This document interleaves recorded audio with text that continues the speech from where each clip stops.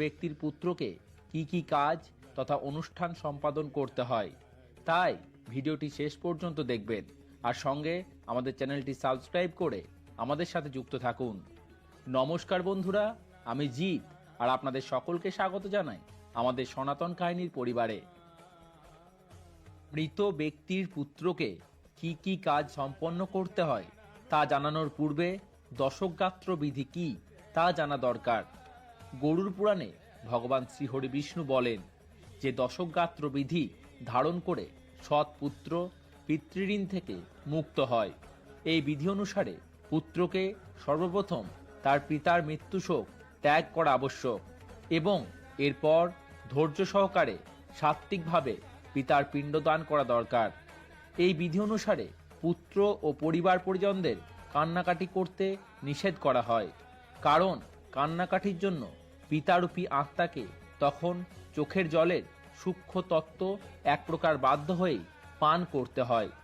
ভগবান শ্রীহরি বিষ্ণু গরুড়কে বলেন, হে পক্ষীরাজ, দশকগাত্র বিধি পালনের সময় পুত্রের রোদন করা উচিত নয়, কারণ পুত্র যদি হাজার হাজার বছর ধরে রোদন করে তবুও তার পিতা ফিরে আসবে না এবং এটি প্রকৃতির চিরন্তন সত্য।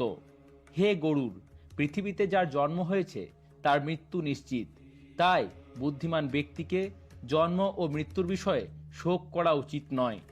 এমন কোনো দৈবিক বা মানবিক উপায় নেই যা মৃত ব্যক্তিকে পুনরায় ফিরিয়ে আনতে পারে, আর যদি তা সম্ভব হতো তাহলে আমি রাম অবতারে পিতৃশোক থেকে মুক্ত হতে পারতাম। প্রত্যেক মানবের উচিত মৃত আত্মীয় পরিজনের জন্য শোক না করা, কারণ নিজ দেহের সাথে জীবের সম্পর্ক স্বল্প সময়ের মধ্যেই সীমিত। তাই আত্মীয় পরিজনের জন্য শোক করা অর্থহীন। যে প্রকার কোনো যাত্রী যাত্রাপথে ক্লান্ত হয়ে আশ্রমে বিশ্রাম নেয় এবং পরে পুনরায় নিজের গন্তব্যের দিকে যাত্রা করে, সেইরূপ জীবাত্মা এই সংসারে জন্ম নেয় এবং নিজ নিজ কর্মের ফল ভোগ করে পুনরায় নির্দিষ্ট সময়ের অবকাশে নিজের গন্তব্যে ফিরে যায়। তাই অবিদ্যা ও অজ্ঞান থেকে উৎপন্ন শোকের পরিত্যাগ করে পুত্রের উচিত নিজ পিতার মোক্ষ লাভের জন্য তার অন্তিম কার্য সম্পাদন করা। এরপর গরুড় বলেন, হে নারায়ণ, আপনার এই উপদেশ জীবের জন্য অতি কল্যাণকারী, কিন্তু প্রভু, যদি কোনো ব্যক্তি পুত্রহীন হয় তবে এই বিধি কে পালন করবে? ভগবান বলেন, হে গরুড়, যদি কোনো ব্যক্তি পুত্রহীন হয় তবে তার স্ত্রী অগ্রাধিকারী।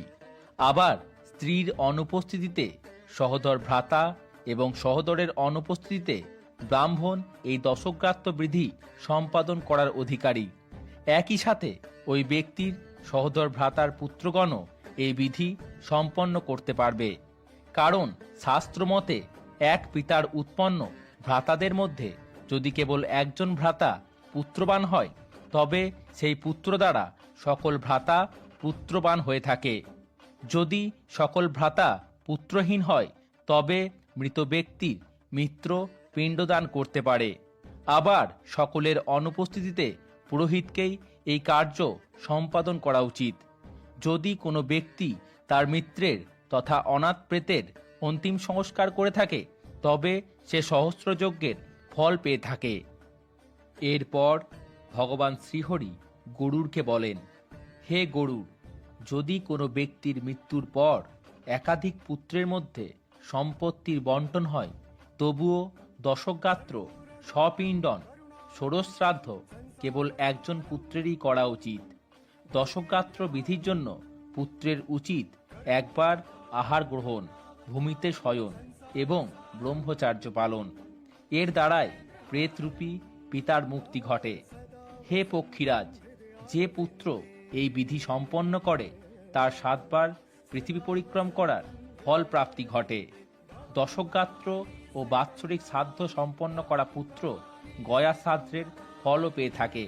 দশকগাত্র বিধি অনুসারে পুত্রকে কোনো জলাশয়, বাগিচা অথবা দেবালয় প্রাঙ্গণে অমন্ত্রক স্নান করা উচিত। অতঃপর জলাশয় নিকটস্থ কোনো বৃক্ষের তলদেশে দক্ষিণমুখী আসনে উপবিষ্ট হয়ে গোবিষ্ঠা দ্বারা লেপন করা বেদির ওপর কুশময় ব্রাহ্মণকে স্থাপন করে ফল পত্রাদি দ্বারা পূজা সম্পন্ন করা। পূজা বিধির জন্য কুশের আসনের ওপর নাম গোত্র সহিত সমন্ত্রক পিণ্ডদান করা উচিত। এই সময়কালে ধূপ, দীপ, ফল, ভিঙ্গরাজ, পুষ্প অর্পিত করা হয়।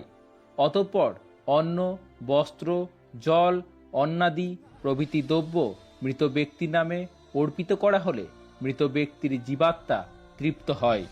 দশকগাত্র বিধির প্রথম দিন থেকে স্বপিণ্ডক শ্রাদ্ধের আগের দিন পর্যন্ত মৃত ব্যক্তির নামের প্রথমে প্রেত শব্দটি উচ্চারণ করা হয়ে থাকে।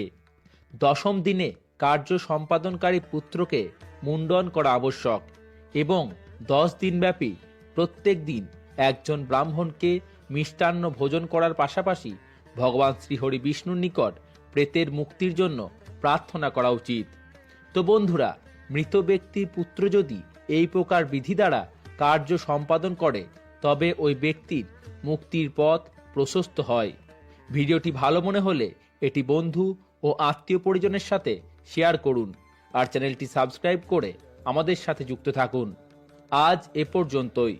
আপনারা সকলে সুস্থ থাকুন, ভালো থাকুন। ধন্যবাদ। ব্যক্তির পুত্রকে কি কি কাজ তথা অনুষ্ঠান সম্পাদন করতে হয় তাই ভিডিওটি শেষ পর্যন্ত দেখবেন আর সঙ্গে আমাদের চ্যানেলটি সাবস্ক্রাইব করে আমাদের সাথে যুক্ত থাকুন। নমস্কার বন্ধুরা, আমি জিৎ আর আপনাদের সকলকে স্বাগত জানাই আমাদের সনাতন কাহিনীর পরিবারে। মৃত ব্যক্তির পুত্রকে কি কি কাজ সম্পন্ন করতে হয় তা জানানোর পূর্বে দশকগাত্র বিধি কি তা জানা দরকার।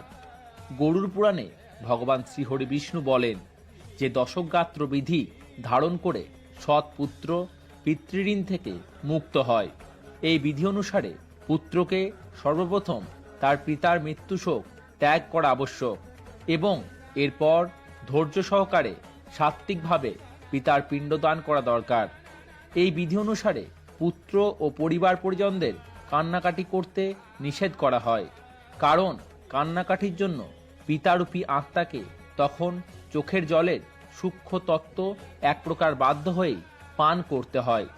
ভগবান শ্রীহরি বিষ্ণু গরুড়কে বলেন, হে পক্ষীরাজ, দশকগাত্র বিধি পালনের সময় পুত্রের রোদন করা উচিত নয়, কারণ পুত্র যদি হাজার হাজার বছর ধরে রোদন করে তবুও তার পিতা ফিরে আসবে না এবং এটি প্রকৃতির চিরন্তন সত্য।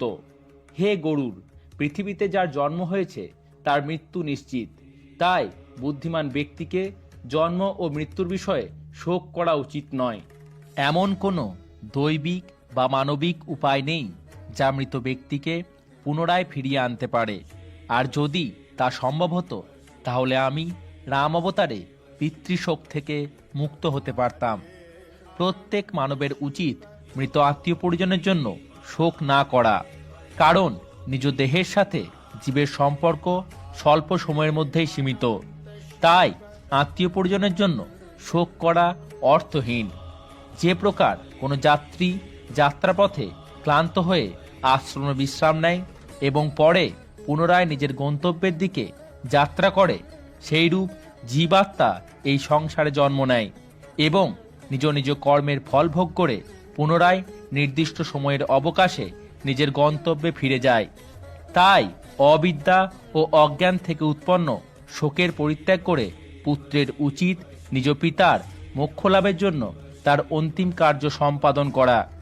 এরপর গরুড় বলেন, হে নারায়ণ, আপনার এই উপদেশ জীবের জন্য অতি কল্যাণকারী, কিন্তু প্রভু, যদি কোনো ব্যক্তি পুত্রহীন হয় তবে এই বিধি কে পালন করবে? ভগবান বলেন, হে গরুড়, যদি কোনো ব্যক্তি পুত্রহীন হয় তবে তার স্ত্রী অগ্রাধিকারী। আবার স্ত্রীর অনুপস্থিতিতে সহোদর ভ্রাতা এবং সহোদরের অনুপস্থিতিতে ব্রাহ্মণ এই দশকগাত্র বিধি সম্পাদন করার অধিকারী। একই সাথে ওই ব্যক্তির সহোদর ভ্রাতার পুত্রগণও এই বিধি সম্পন্ন করতে পারবে, কারণ শাস্ত্রমতে এক পিতার উৎপন্ন ভ্রাতাদের মধ্যে যদি কেবল একজন ভ্রাতা পুত্রবান হয় তবে সেই পুত্র দ্বারা সকল ভ্রাতা পুত্রবান হয়ে থাকে। যদি সকল ভ্রাতা পুত্রহীন হয় তবে মৃত ব্যক্তির মিত্র পিণ্ডদান করতে পারে। আবার সকলের অনুপস্থিতিতে পুরোহিতকেই এই কার্য সম্পাদন করা উচিত। যদি